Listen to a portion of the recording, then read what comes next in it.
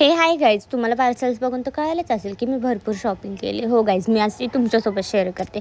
सगळ्यात फर्स्ट मी मागवला होता हा प्लमचा टोनर. प्लमच्या टोनरचा रिझल्ट हा मला स्वतःला पर्सनली आहे, कारण की मी बरेच दिवस हा यूज करत होते. त्याच्यानंतर हे मी रेनेचं पार्सल मागवलं होतं, ज्यामध्ये मी काजळ, लायनर आणि मस्कारा मागवलं होतं. रेनेचं प्रोडक्ट मी आजवर कुठलंच यूज केलं नव्हतं, बट मी ह्यावेळेस फर्स्ट टाईम ट्राय करायचं ठरवलेलं. त्याच्यानंतर त्यांनी फर्स्ट टाईममध्येच मला हे छोटंसं पार्सलही दिलं होतं, जे बघून मला खुशी तर झाली. त्याच्यानंतर ह्या परफ्यूमचा फ्रेग्रन्स पण खूप छान होता, त्यामुळं मी ह्याचं मोठं पॅकेज पण ऑर्डर केलं होतं. त्यानंतर मी आलेलं काजळ आणि लायनर नीट आले की नाही हे बघायचं होतं मला.